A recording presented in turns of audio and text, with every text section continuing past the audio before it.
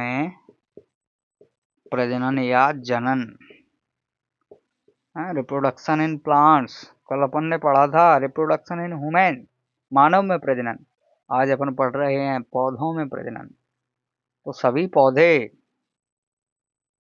जो पुष्पीय होते हैं, पुष्पीय पौधों में लैंगिक जनन पाया जाता है। पुष्पीय पौधे मतलब जिनमें पुष्प लगे होते हैं, जिन पौधों में पुष्प होते हैं उनमें लैंगिक प्रकार का प्रजनन पाया जाता है। अब ये देखिए, प्रजनन भी दो प्रकार के होते हैं, एक होता है लैंगिक और दूसरा अलैंगिक।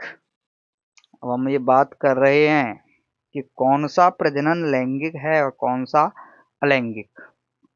There are two types of reproduction in which first is asexual reproduction, माने अलैंगिक प्रजनन। अलैंगिक प्रजनन जैसा कि नाम से स्पष्ट है, अलैंगिक प्रजनन ऐसा प्रजनन जिसमें एक ही जनक जीव की आवश्यकता होती है, जिसमें पिता या माता कुछ भी कहें एक ही होता है, उसे अलैंगिक प्रजनन या एसेक्सुअल रिप्रोडक्शन कहते हैं। जिसमें जनक की संख्या एक है, चाहे उसी को माँ कहो उसी को पिता कहो। ऐसा प्रजनन जिसमें जनक की संख्या एक हो उसे अलैंगिक प्रजनन कहते हैं। क्या कहते हैं? अलैंगिक प्रजनन। और जितने भी पौधे हैं बिना पुष्पीय, माने पुष्पीय पौधे नहीं, बिना पुष्पीय पौधे जितने भी हैं उनमें अलैंगिक प्रजनन के द्वारा ही प्रजनन होता है। कैसे होता है अपन बाद में बात करेंगे। दूसरा है प्रजनन का प्रकार लैंगिक प्रजनन। लैंगिक प्रजनन माने सेक्सुअल रिप्रोडक्शन, ऐसा प्रजनन जिसमें जनक दो हों, माने एक माँ हो दूसरा पिता। लैंगिक प्रजनन की परिभाषा है ऐसा प्रजनन जिसमें दो जनकों की आवश्यकता होती है, उसे लैंगिक प्रजनन कहते हैं। अब ये बात देखिए, दो जनक हैं और कितने गुण कितने किसमें से आते हैं, कितने किसी में से ज़्यादा तो नहीं आते, किसी में से कम तो नहीं आते, इसके बारे में अपन जानकारी कर लेते हैं। तो दो जनकों की आवश्यकता पड़ने वाले प्रजनन को लैंगिक प्रजनन कहते हैं।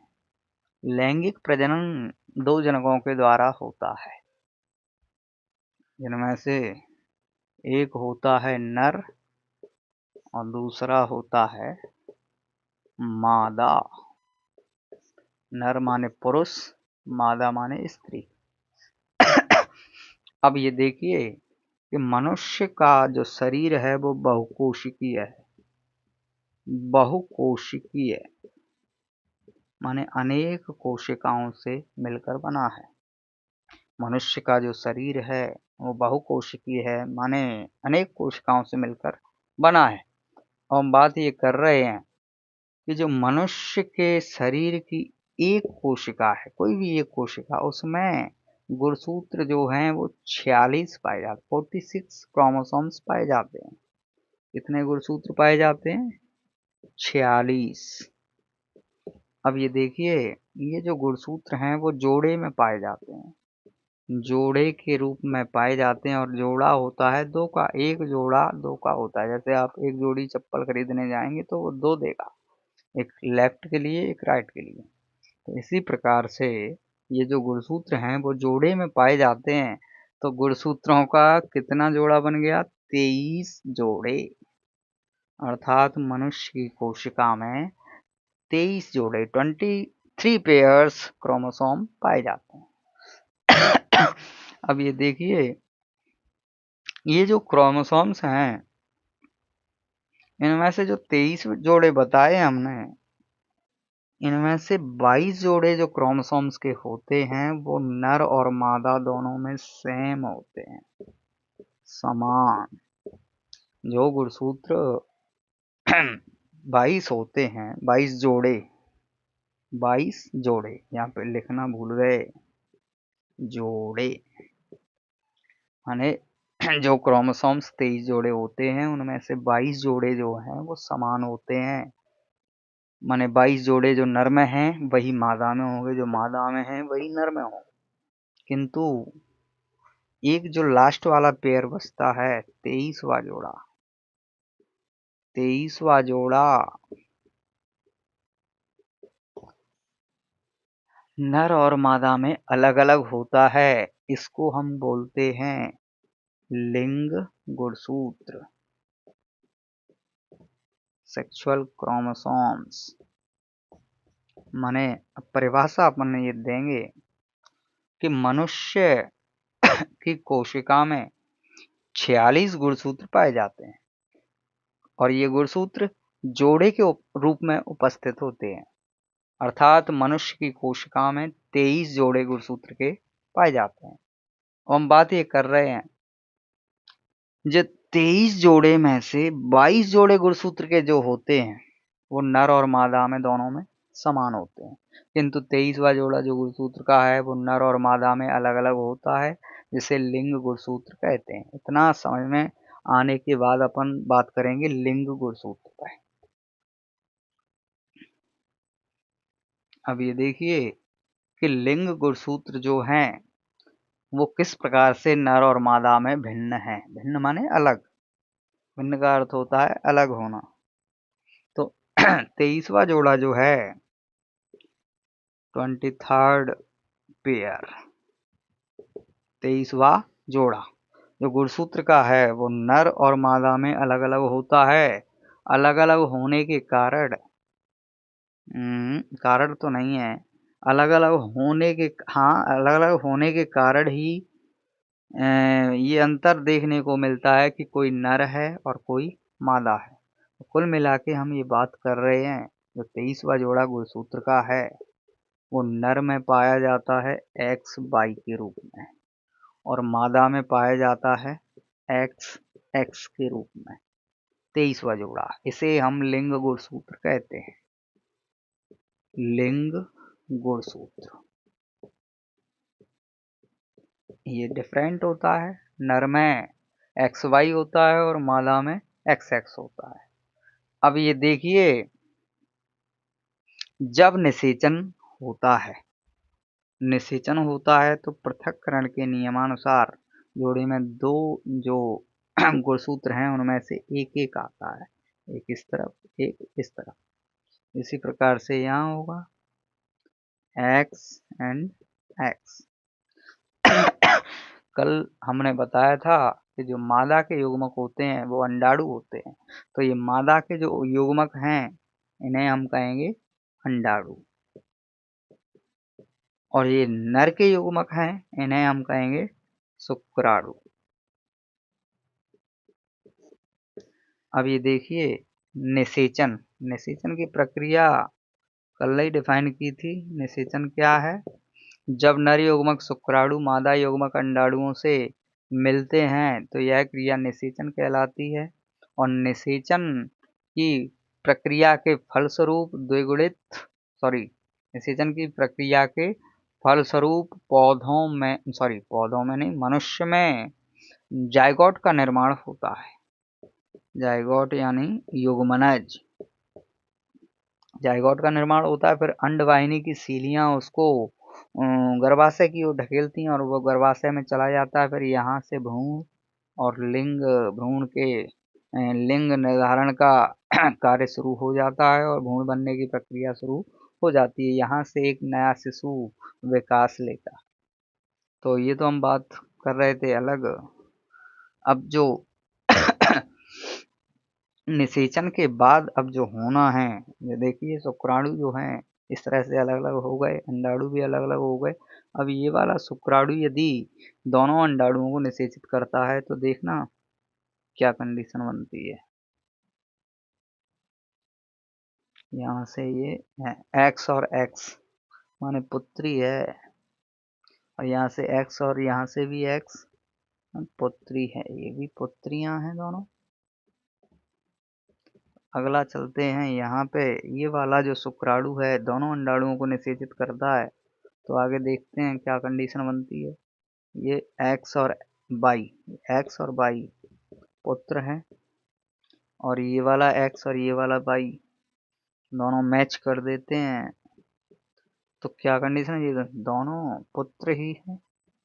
तो कुल मिला के कहना ये है कि दो जनकों की आवश्यकता होती है। अब ये बात हम कर रहे हैं, यहाँ पे जनक एक था, पूरे लक्षण इसी के आ रहे थे संतानों में, लेकिन इसके उत्पत्ति को संतान नहीं क्लोन कहा जाता है। जैसे माने अलैंगिक प्रजनन का उत्पाद जो है वो क्लोन है, और लैंगिक प्रजनन के द्वारा उत्पन्न जो होते हैं उन्हें संतान कहा जाता है। संतान, तू मेरी संतान है, औलाद है, इस तरह से बोलते हैं ना। तो कुल मिला के कहना ये है, जो लैंगिक प्रजनन का उत्पाद है वो संतान है, और अलैंगिक प्रजनन का उत्पाद क्लोन है। तो अपन ये बात बाद में करेंगे। अपन ये देख रहे हैं कि कितने लक्षण, यहाँ पे जो जनक एक था पूरे लक्षण इसी के आ रहे थे संतान क्लोन में, और यहाँ पे तो दो जनक हैं, कितने कितने लक्षण आने चाहिए। तो कुल मिला के ये लिंग गुणसूत्र का पता लगाने के बाद यहाँ पे निषेचन की प्रक्रिया होती है। निषेचन की प्रक्रिया से फलस्वरूप पहले अर्धसूत्री विभाजन होता है। अर्धसूत्री विभाजन, कौन सा विभाजन, अर्धसूत्री विभाजन। माने ऐसा विभाजन, नाम से ही स्पष्ट हो रहा है अर्धसूत्री, ऐसा विभाजन जिसके फलस्वरूप गुणसूत्रों की संख्या, what's the number of chromosome, जिसके फलस्वरूप गुणसूत्रों की संख्या जनकों की तुलना में उनकी संतानों में आधी रह जाती है, उसे अर्धसूत्री विभाजन कहते हैं। अब ये देखिए, दो जनक हैं, नर और मादा, इनमें भी गुणसूत्र 46, इनमें भी गुणसूत्र 46। अब ये बात कर रहे हैं 46 इनसे भी आ जाएं, 46 इनसे भी आ जाएंगे तो बहुत ज्यादा हो जाएंगे, 92 हो जाएंगे।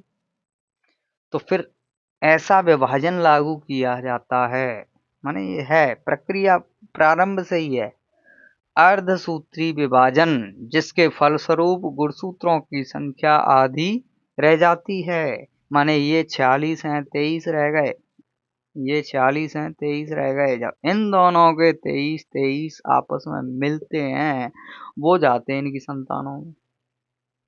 माने जो अर्धसूत्री विभाजन है वो भी बहुत जरूरी है। This is very important. अब ये देखिए, जनकों की संख्या, सॉरी, जनकों के गुणसूत्र थे 46, 46 और 46 ही उनकी माँ की, तो ये तो हो गए 92, दिक्कत हो जाएगी संतान में। तो अर्धसूत्री विभाजन बहुत अच्छी चीज है। अर्धसूत्री विभाजन के फलस्वरूप जो गुणसूत्र हैं, क्रोमोसोम्स हैं, ये आधे रह जाते हैं।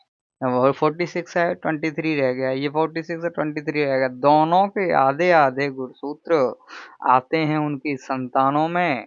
तो दोनों से मैच खाती हैं उनकी संतानें। डीएनए टेस्ट करा सकते हैं आप लोग, अगर संदेह हो किसी पर तो आप डीएनए टेस्ट भी करा सकते हैं।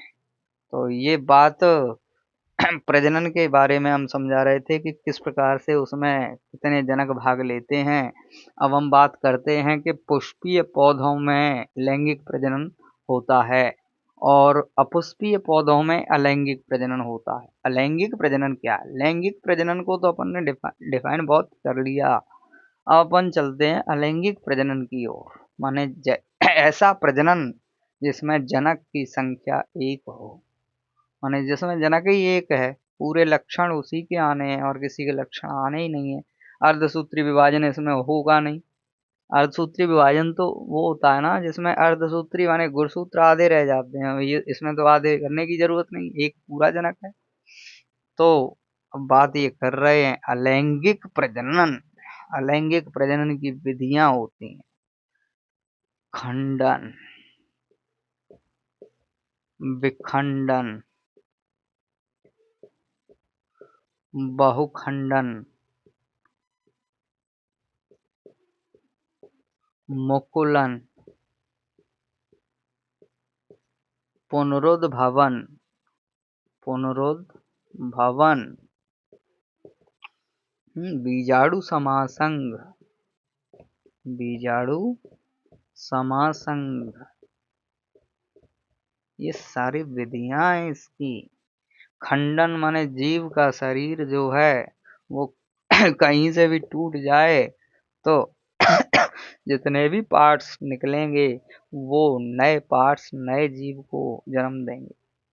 कुल मिला के ऐसा अपने यहाँ नहीं होता। अपने यहाँ क्या है, जैसे अपन गिर जाते हैं तो किसी जगह लग जाए, चोट लग जाए तो हाथ जैसे टूट जाए तो टूट जाएगा, अलग हो जाएगा।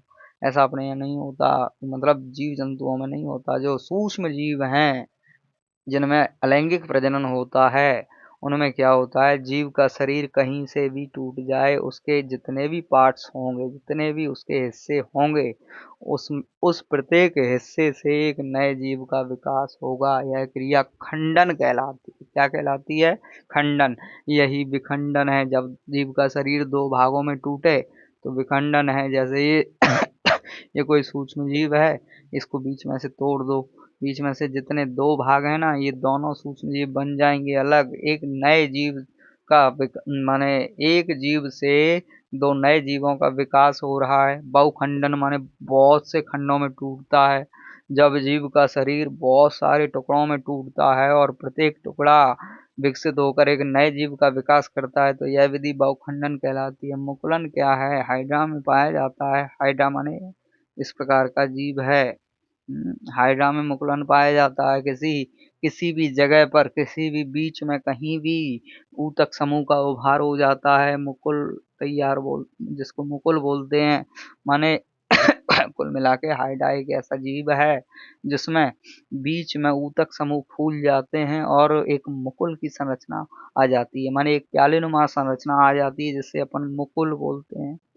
मुकुल, बाद में यह मुकुल जो है धीरे धीरे बड़ा होता है। बड़ा होने के बाद पूर्ण जीव का आकार ले लेता है। माने जो जीव का शरीर है वैसा ही इसका शरीर हो जाता है।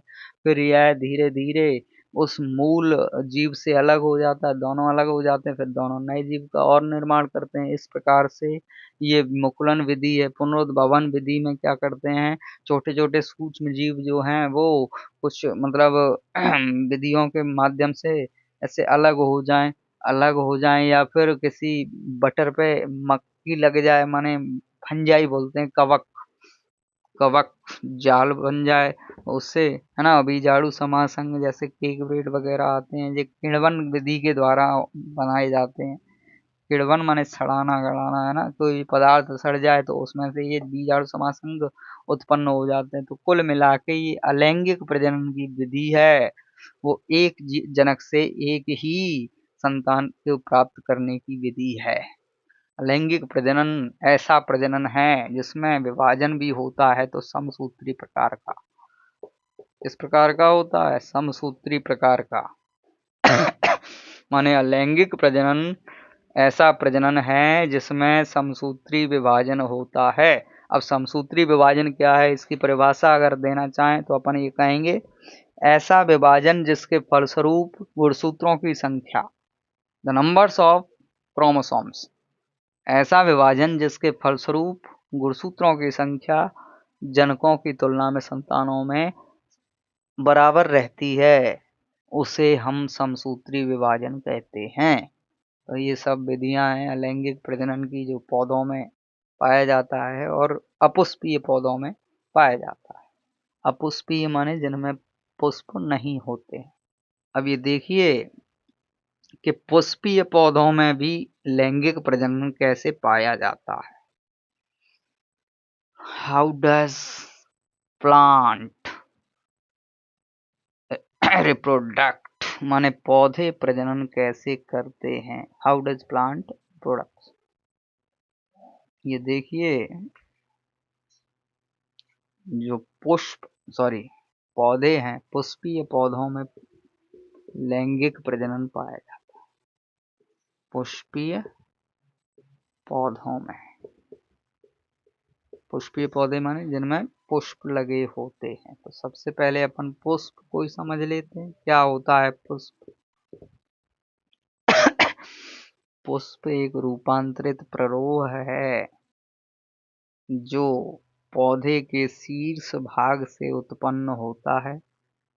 कहाँ से उत्पन्न होता है? शीर्ष भाग से उत्पन्न होता है। और प्रजनन का कार्य करता है। किसका कार्य करता है? प्रजनन का कार्य करता है। पुष्प क्या है? पुष्प की परिभाषा को डिफाइन करने के लिए अपन ये कहेंगे कि पुष्प एक रूपांतरित प्ररोह है।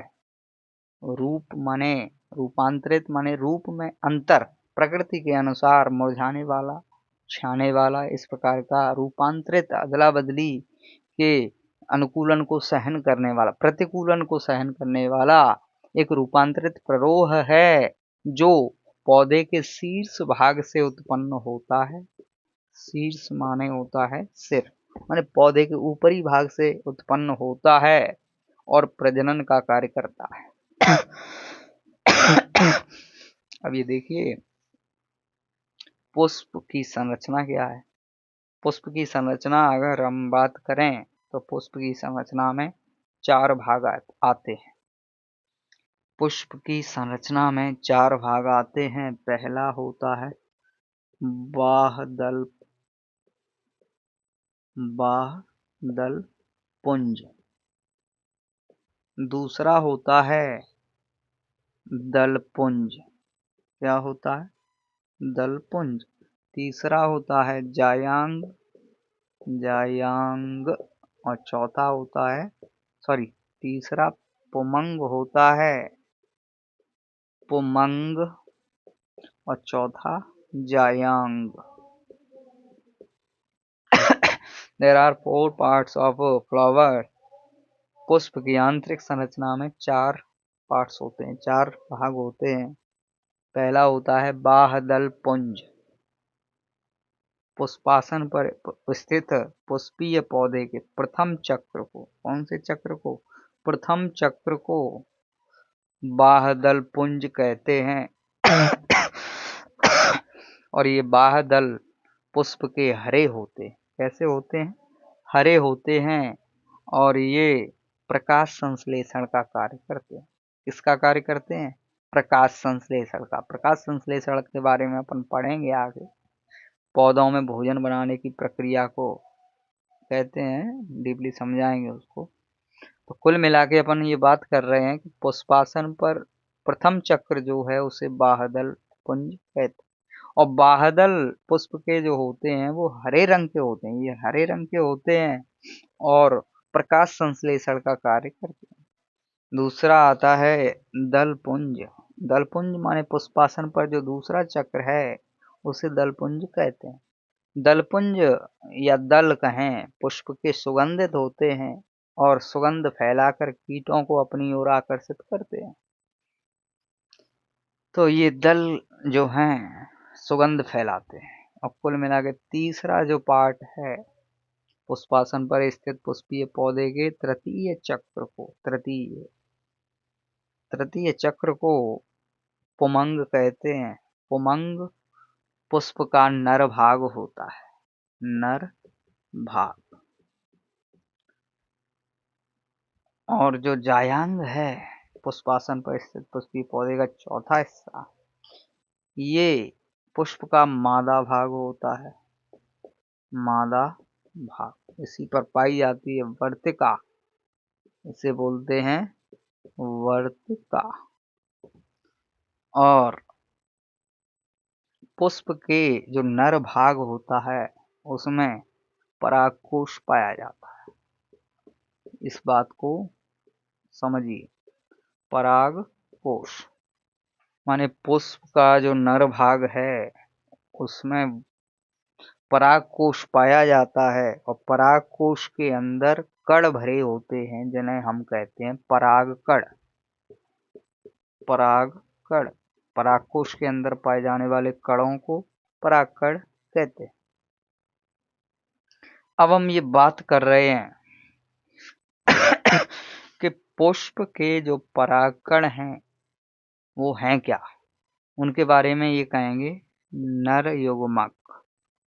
पुष्प के जो नर युग्मक हैं पौधे के वो हैं परागकण। फिर मादा युग्मक भी होने चाहिए जो वर्तिका पर हैं। यहाँ पे स्त्री केसर पाया जाता है, स्त्री केसर। इसी का नाम है वर्तिका। अब देखिए माला भाग की इकाई है जायांक। अब हम बात ये कर रहे हैं वर्तिका पर कुछ डिम्बक पुटक पाए जाते हैं, उन्हें मादा युग्मक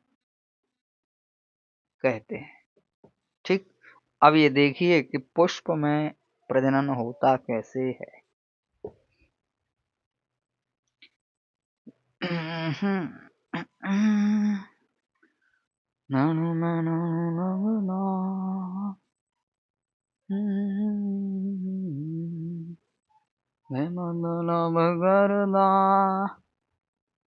तो देखिए पुष्प जो हैं उनका नर भाग और उनका मादा भाग। देखिए नर भाग में पाया जाता है पराग कोश, मादा भाग में पाई जाती है वर्तिका।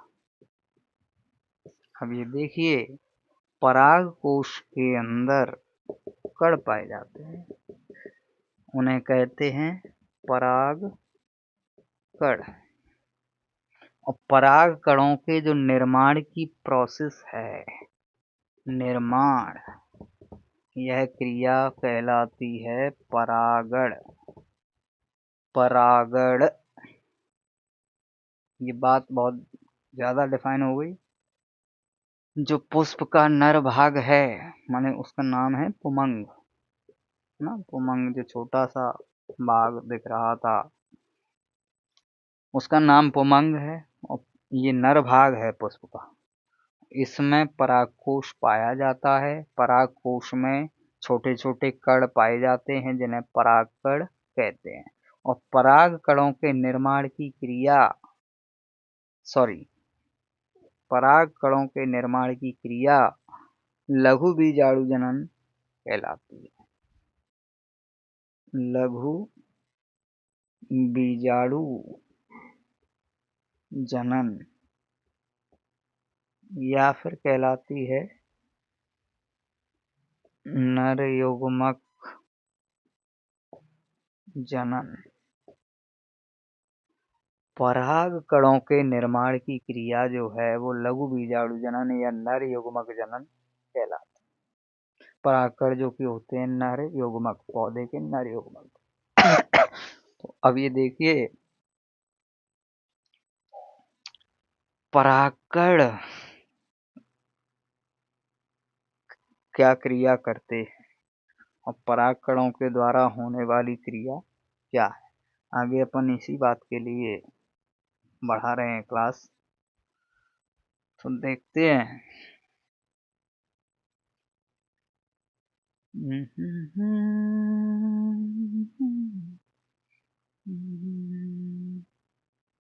मेरी जिंदगी थी ऐसी जैसी धान शीप होती। देखिए पुष्प के जो परागकण हैं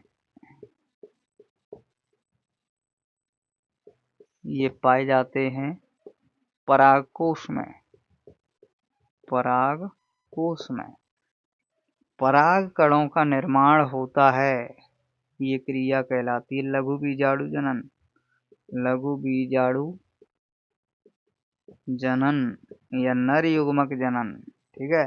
अब परागकण जो बन गए हैं ये परागकोश में आ जाएंगे। किसमें आ जाएंगे? परागकोश में। अब ये देखिए परागकोश के अंदर परागकण आ गए हैं क्योंकि बने ही उसी में और परिपक्व हो गए। परिपक्व माने प्रजनन के लिए तैयार, एकदम जैसे शुक्राणु पीक लेवल पे होते हैं हार्मोन्स तब।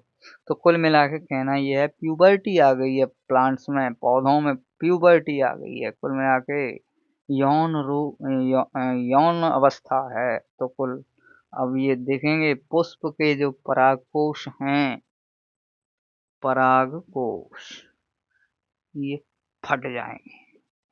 परागकोश फट जाएगा तो उसमें से परागकण बाहर निकल जाएंगे और परागकण बाहर निकलेंगे तो उसके जस्ट बगल से है पुष्प का मादा भाग जायांग, जिसकी इकाई वर्तिका, स्त्री केसर, अंडक। ये देखिए वर्तिका पर क्या होता है, ये मादा भाग वर्तिका पर, ये ही परागकण पुष्प के, क्योंकि बगल में ही होता है, दूर तो हमने डायग्राम बनाया है, बगल में ही होता है, तो ये परागकण आके इस पे गिर जाते हैं, और जिस पे आके गिर जाते हैं परागकण, तो यह क्रिया कहलाती है परागण। इस क्रिया को पॉलिनेशन या परागण कहते हैं। और ये परागकण यहाँ पे आ गए हैं, वर्तिका पर आ गए हैं परागकण, तो अब इन परागकणों का अंकुरण होगा। यहाँ पे क्या होगा, अंकुरण। हम बता चुके हैं अंकुरण क्या है।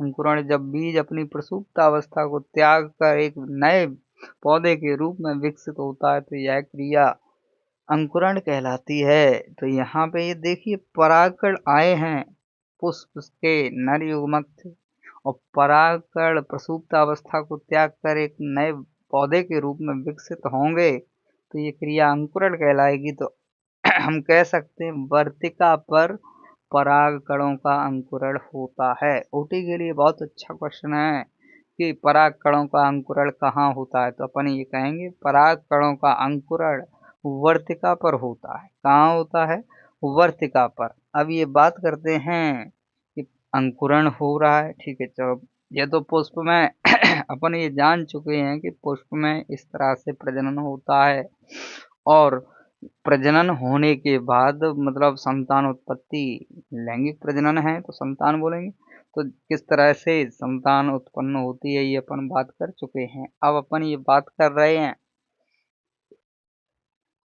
कि परागण क्या है, तो थोड़ा सा टॉपिक है, वैसे तो बहुत बड़ा टॉपिक है, लेकिन अपन परागण के बारे में अभी डीपली डिफाइन करने हैं। तो देखिए परागण के बारे में समझ लेते हैं। अभी तक अपन ने ये बताया था कि परागण क्या है, परागण कहाँ से पहुंचे, वर्तिका सॉरी परागकोश फटा, तो परागकण यहाँ से वर्तिका पे गए, वर्तिका पे अंकुरण हुआ, अंकुरण हुआ तो वहीं से पौधा विकसित हुआ, यह क्रिया परागण कहलाई। ठीक, परागण होता है, लेकिन होता कैसे है ये देखिए। परागण की क्रिया जो है दो प्रकार की है, दो प्रकार।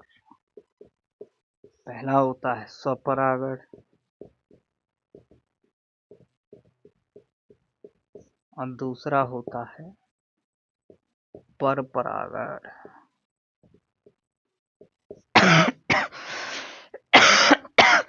ये स्वपरागण पर परागण क्या है ये जान लेते हैं।